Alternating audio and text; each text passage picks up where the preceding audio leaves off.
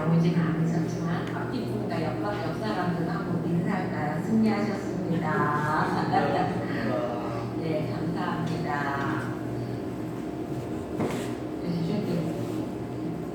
찬양 하나 할게요.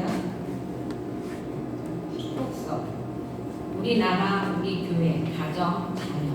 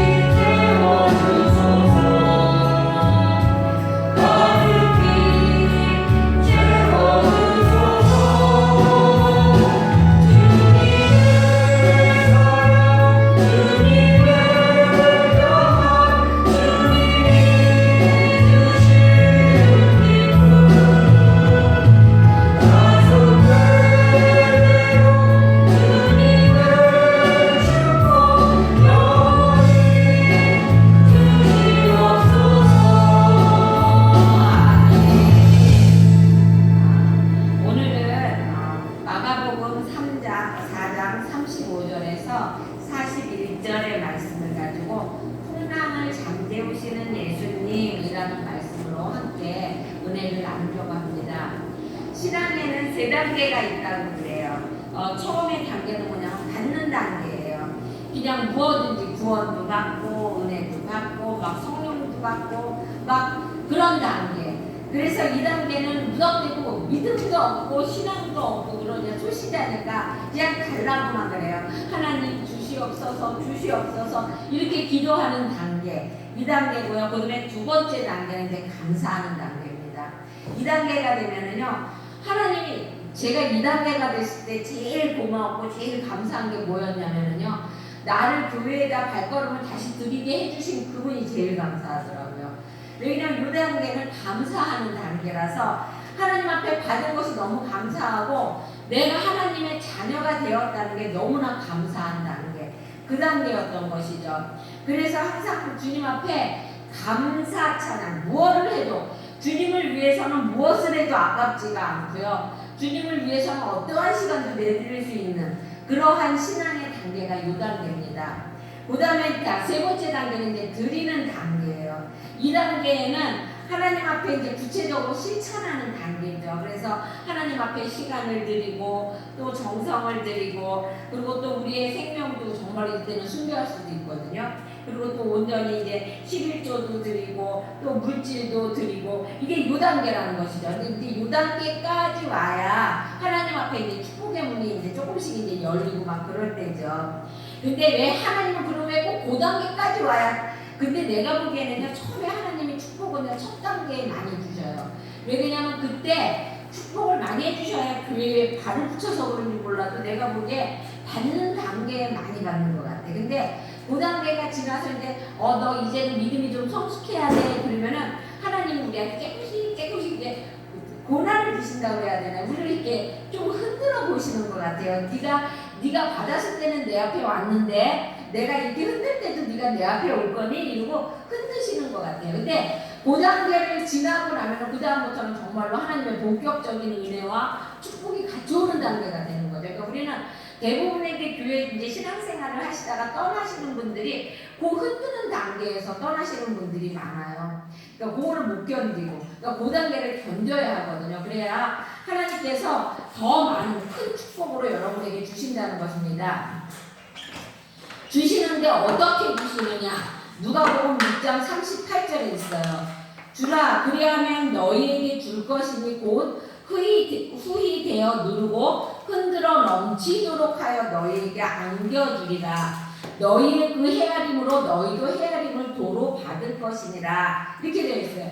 하나님이요 흔들어 누르고 막 꽉꽉 눌러서 흔들었을 때 안 흔들 정도로 그렇게 흔들어 주신대요. 근데 너희의 그 헤아리는 헤아림으로 우리 지금은 이제 저도 한동안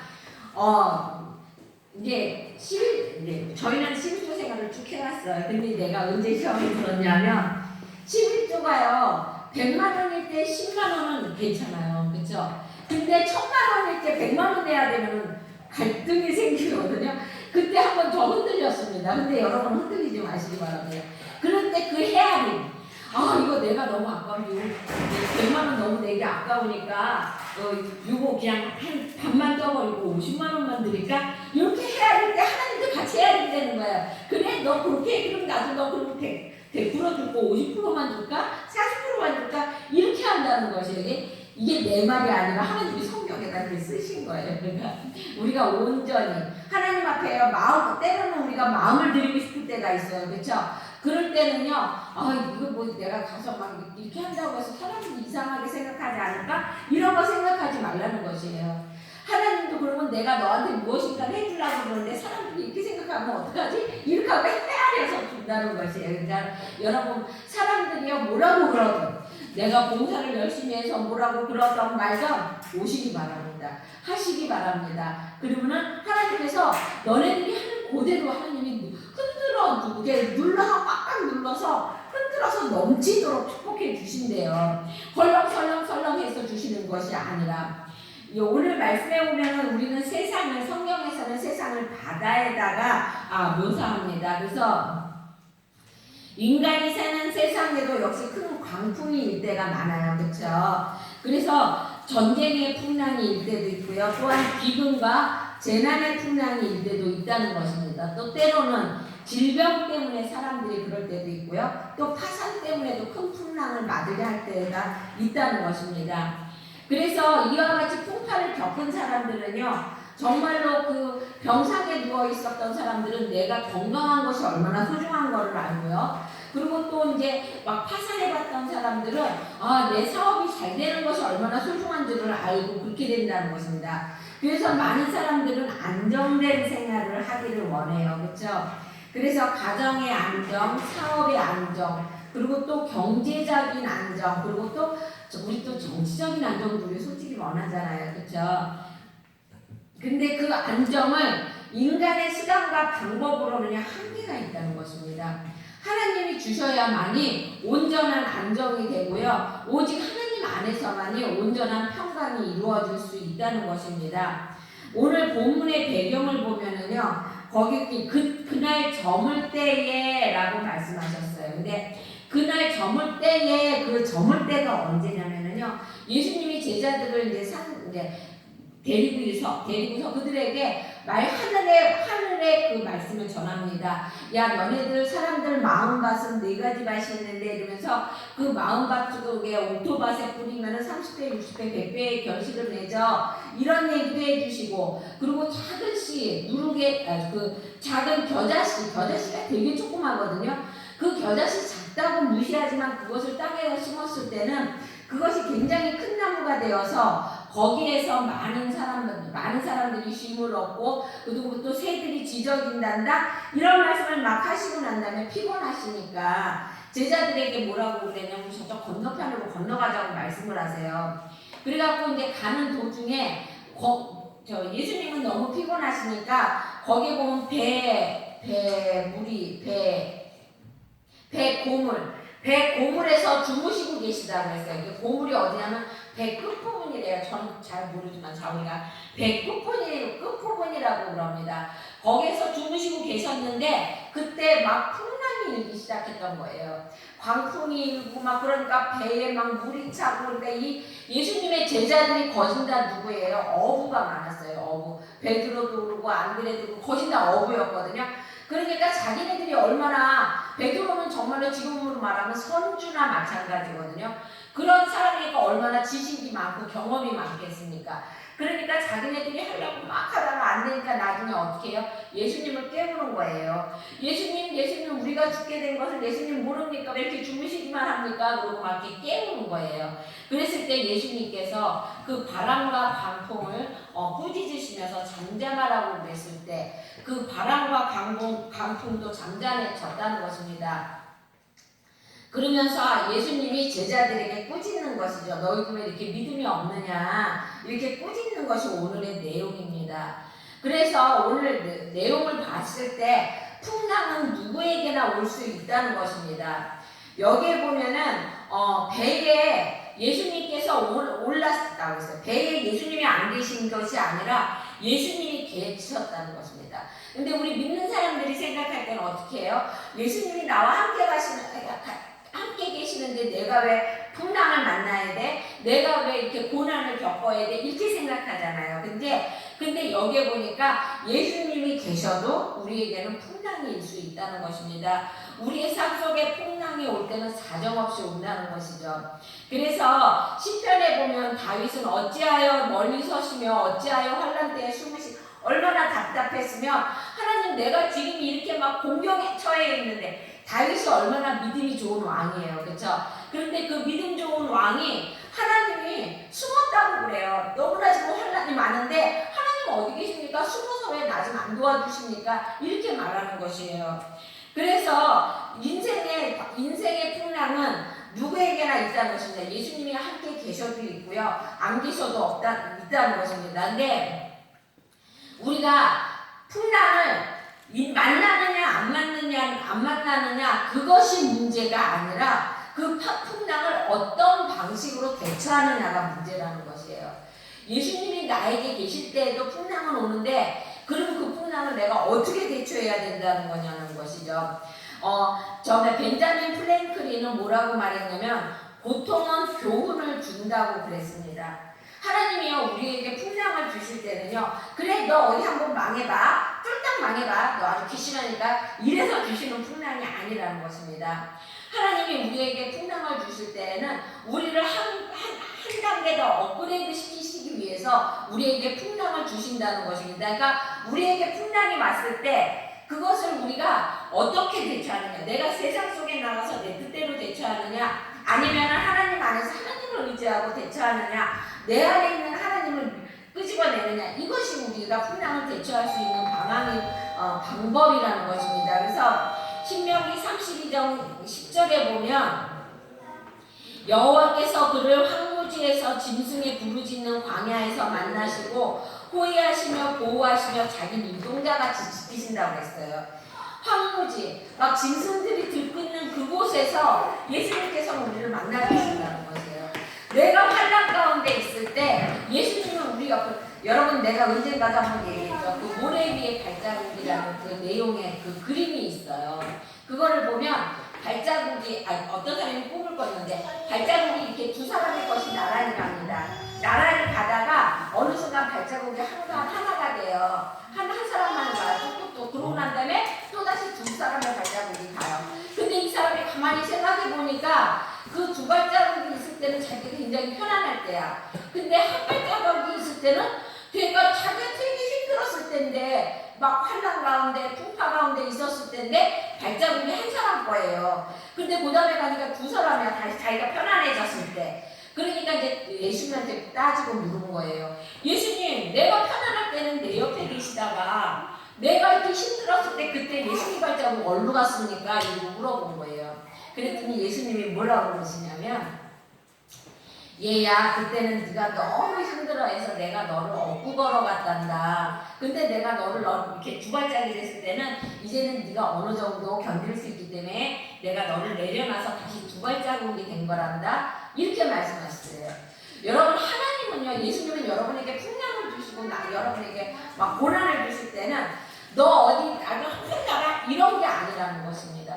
그 가운데에도 여러분과 함께 하신다는 것이에요. 하나님은, 예수님은 언제나 여러분과 기쁠 때나 슬플 때나 함께 계시는데, 우리가 막 기쁠 때는 하나님이 내 옆에 있는 걸 우리가 느껴. 그렇죠? 하나님이 날 여기까지 도와주신 걸 느껴. 근데 우리가 힘들 때는 에이, 하나님이 어디서, 그럼 내가 왜 이렇게 힘들어야 돼? 이렇게 생각한다는 것이에요. 근데 오늘 보니까 배에 예수님이 계셨어요. 그렇죠? 계셨는데도 풍랑을 맞다는 것입니다.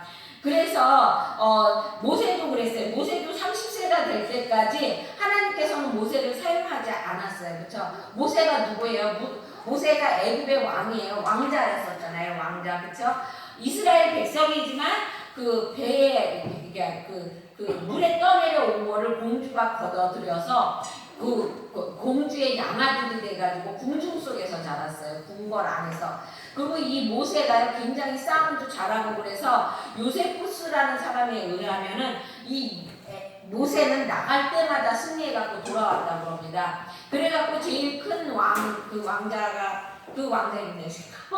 그 왕자가 모세를 질투할 정도로 그냥 모든 그 관심이 모세에게 쏠려 있었다는 것이죠.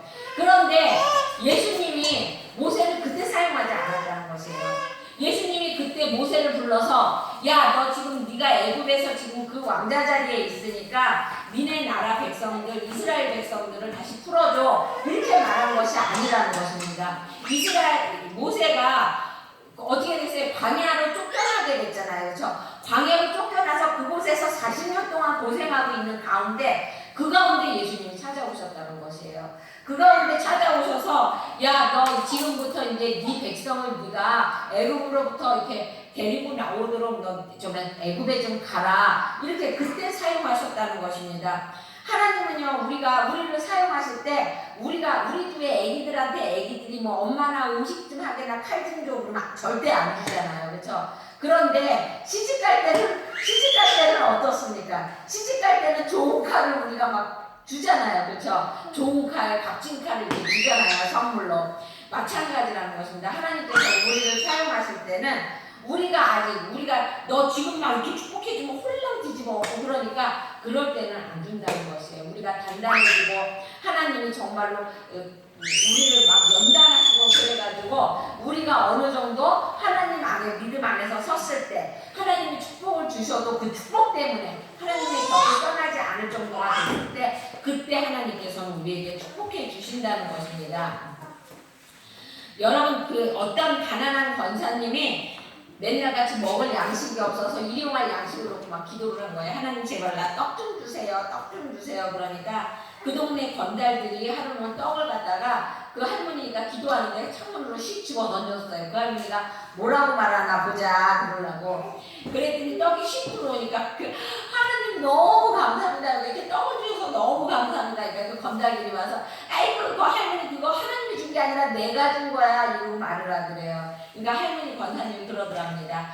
하나님께서 당신들의 마음을 감동해서 나한테 던져주게 해준 거라고 이렇게 말을 했다고 합니다. 여러분, 그거는 맞는 말이에요. 하나님께서는요, 악한 사람을 사용해서 악한 사람들이 부자가 되는 거 여러분 결코 부러워하지 마시기 바랍니다. 왜냐하면요, 하나님께서는 그 사람들의 많은 돈을 다 나중에 우리 돈으로 만들어 주신다는 것입니다. 악한 사람들을 사용해서 선한 하나님의 백성이 그래 하나님 그래 그런데도 하나님은 온전히 내 백성이 최고예요. 내 사람, 내 자녀가 하나님이 보시기에는 최고라는 것입니다. 그래서 하나님은 축복할 적에 우리가 항상 편안할 때 해주시는 것이 아니라 고통 가운데 이렇게 도와주신다는 걸 잊지 마시기 바랍니다. 여러분, 산이 높아야 골이 깊다고 그러잖아요. 그렇죠? 그래서 항상 우리에게 가벼운 것만이 우리를 이렇게 이끌어주는 것이 아니라 때로는 우리에게 무거운 짐이 되고 또 때로는 우리에게 정말 그게 버거운 힘이 된다 할지라도 그것이 하나님이 우리를 너 내 곁으로 와 하는 그 수단과 방법이라면 우리는 그거를 기쁘게 받아들일 수 있어야 된다는 것입니다. 근데 이 제자들도 보면은 오늘 믿음이 없다가 예수님에게 꾸중을 들었어요. 그렇죠? 제자들이 주님께서 깨우자 주님께서 일어나셔서 바다야 잔잔하라 라고 말씀하신과 동시에 바다가 잔잔해졌어요. 그렇죠? 그러면서 너희가 어찌하여 무서워하느냐, 너희가 어찌하여 믿음이 없느냐라고 꾸짖으셨어요. 근데 여러분 이 제자들이 정말 믿음이 없는 사람들입니까? 아니잖아요. 그렇죠? 그 베드로는요 선주예요. 선주. 그 모든 것 다 버리고 예수님을 쫓았던, 믿음으로 예수님을 쫓았던 사람들이라는 것입니다. 근데 왜 풍랑을 보고 왜 무서워했을까요? 이 제자들은요 자기네 경험만을 생각한 거예요. 자기네들이 갖고 있는 지식만을 생각한 거예요. 예수님을 의지할 생각이 없었던 것이죠. 그러니까 풍랑이 오니까 예수님이 나에게 계신다는 생각은 안 하고 자기네 경험과 풍랑만을 바라본 거예요. 자기네 지식과 풍랑만 바라봤던 거예요. 저거라면 내가 능히 이길 수 있어. 이렇게 바라봤다는 것입니다. 그런데 예수님은 결정적인 순간에 그 풍랑이 막 치였을 때 그때 예수님을 찾아야 되는데 예수님을 찾지 않았다는 것입니다. 그래서 시편 146장 3절에 보면 너희들은 방배를 의지하지 말며 도울 힘이 없는 인생도 의지하지 말라라고 말하고 있습니다. 여러분. 그러니까 하나님은 사람 의지하지 말라는 거예요. 방백이 누구예요? 방백은 힘 있는 사람이잖아요. 정치하는 사람들. 이런 사람들. 대통령이 내 뭐 오빠야. 그거 다 소용없다는 것이에요. 하나님이 보시기에는. 그러니까 그런 거 의지하지 말고 풍랑이 일었을 때, 광풍이 일었을 때 그 광풍을 바라보지 말고 우리 안에 있는 예수님을 바라보라는 것이에요. 예수님이 주는 평안은요 풍랑이 없는 평안이 아니라 풍랑 가운데 오는 평안. 여러분 그 평안 한번 느끼고 엄청 평안하고요. 정말로 모든 것이 다 해결되는 그러한 평안이라는 것입니다. 그러니까 항상 여러분 하나님이 주시는 그 평안을 바라보는 여러분이 되길 바랍니다. 요한복음 16장 33절에 보면 세상에서는 너희가 환난을 당하나 담대하라 내가 세상을 이기었노라 라고 말씀하고 계세요. 예수님이 세상을 이기셨기 때문에 누구도 이길 수 있는 거예요? 나도 이길 수 있는 거예요. 그러니까 나에게 지금 있는 그 문제가 너무 크다고 해서 문제 바라보지 말라는 것이에요. 누구를 바라보? 문제를 해결하시는 하나님을 바라보라는 거예요. 그러라는 것입니다. 그러려면 우리가 어떻게 해야 돼요? 예수님을 나의 배에 모셔야 돼요. 그렇죠? 그럼 예수님을 나의 배에 모시려면 어떻게 해야 될까요? 우리가 우선 이렇게 예배자리에 오는 것이 우리 예수님을 우리 안에 모시는 것입니다. 그리고 또 우리가 하나님 앞에 기도하는 것. 힘들고 문제가 있을 때 사람 차지하기보다는 먼저 하나님 앞에 와서 기도하고 하나님이 도와주시기를 바라는 것. 이것이 하나님을 내 안에 받아들이는 것이라는 것입니다. 그리고 또 순종하는 것. 하나님, 때로는 우리가 하나님이 뭐 하라고 우리에게 말씀을 주실 때도 있고요. 때로는 목사를 통해서 또 때로는 교회 와서 봤을 때 내가 보니까 뭐 일이 있어. 저런 거 하나 뚝 떨어져 있어. 그러면은 그게 내 눈에 띄었어. 그러면 저거 떨어졌는데 누가 저거 붙여야 되는데 이러지 말고요. 내 눈에 띈 거는요. 하나님이 날 보고 하라는 거예요. 그거는 순종했을 때 하나님이 우리의 믿음을 성장시켜 주시고 또 하나님이 원하시는 복을 주신다는 것입니다. 그리고 또 감사했을 때 우리가요 무엇이든지 잘 들었을 때는 하나님 앞에 감사해야 돼요. 잘 되면은 사람들은 대부분 감사하기보다는 어떻게 해요? 그거를 누리려고 그럽니다, 여러분. 그러니까 누리기에 앞서서 하나님 앞에 먼저 감사하는 신앙을 가져야 한다는 것입니다. 그래서 여러분 우리가 그 신앙을 가지고 우리 가정에 있는 악한 풍랑 또 우리 직장에 있는 악한 풍랑 그 모든 걸 꾸짖어서 물리칠 수 있어야 된다는 것입니다. 누구의 이름으로요? 예수님의 이름으로. 여러분 그런 풍랑이 주는 교훈이 있는데요. 무엇이 교훈일까요? 보면 환난은 주님이 계셔도 찾아온다는 것입니다. 그 뱃속에 예수님이 계셨어요. 그러니까 나 예수님 오늘부터 믿으니까 오늘부터 나는 절대로 이제 어려운 일도 없고 모든 일이 잘 풀릴 거야. 이거 아니라는 것입니다. 하나님 때로는 그런 것도 주신다는 것이죠. 왜요? 우리의 믿음을 성장시켜 주시고 또 내가 얼마나 주님을 의지하는가를 보시기 위해서 또 내가 주님의 자녀로 더 가까이 더 만나고 싶어 하셔서 항상 우리에게 그렇게 풍랑을 주신다는 것입니다. 그러니까 환란이 왔다고 해서 내 예수님 믿는데 환란이 왜 와? 그럼 믿지 말아야지 이런 생각하지 말라는 것이에요.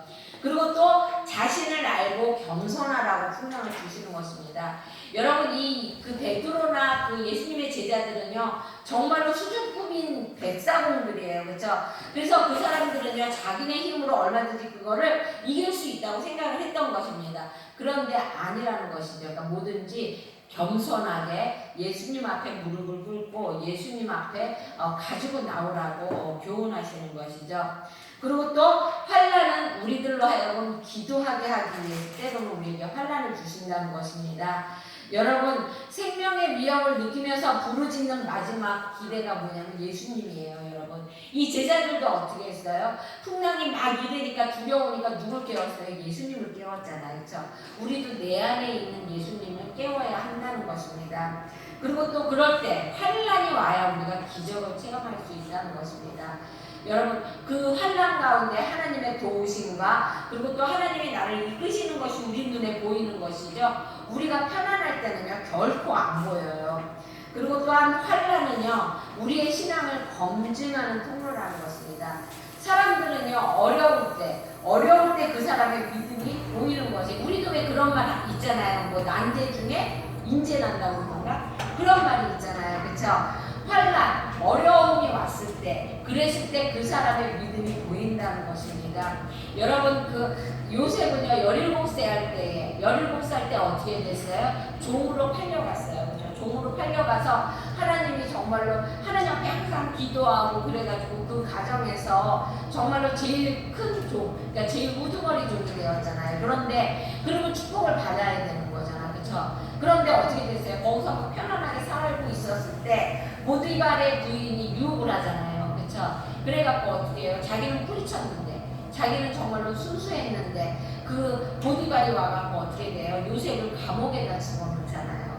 그래갖고 그곳에서 누구를 만납니까? 술 맡은 관장을 만나게 되잖아요. 하나님께서는요 우리에게 때로는 풍파를 주고 또 환난을 줄 때는 더 좋은 것, 더 큰 것을 만나게 하기 위한 그러한 방법일 수 있다는 것입니다. 그러니까 요셉도 그곳에서 그 사람을 만나서 총리가 되었던 것처럼 우리도 하나님께서 우리에게 환난을 주실 때는 하나님께서 우리의 신앙을 보시고, 그리고 또 네가 이거는 네 견뎌낼 수 있겠구나, 너에게 이런 것을 줘도 네가 이제 잘 감당이 되는구나, 이것을 보셨을 때 우리 하나님은 우리에게 축복을 해 주신다는 것입니다. 야고보서 5장 13절에 보면은 너희 중에 고난당하는 자가 있느냐? 저는 기도할 것이요. 즐거워하는 자가 있느냐? 저는 찬송할지니라 라고 이렇게 말씀 써 있습니다. 여러분 우리가 고난이 오면은요 이는 하나님이 기도하라는 것이구나, 나한테 더 큰 축복을 주시려고 나를 흔들어 보시는구나, 이렇게 생각하시기 바랍니다. 그래서 어떻게 해요? 하나님 앞에 기도하고 더욱더 교회에 나오고 그런 여러분이 되시기를 정말로 축원드립니다. 잠깐 기도하겠습니다. 사랑의 주님 감사합니다. 하나님 삶보다 큰 풍랑이 온다 하여도 함께 하시는 주님을 믿으며 승리할 수 있는 삶으로 주님께 영광 돌리는 우리 성도들이 되게 하여 주시기 원합니다. 하나님 세상의 바닷속에서 믿음으로, 기도로, 그리고 또 감사로, 순종으로 이기며 승리의 삶을 살아가는 우리 성도들이 되게 하여 주시리라 믿사오며 예수님의 이름으로 기도드렸습니다.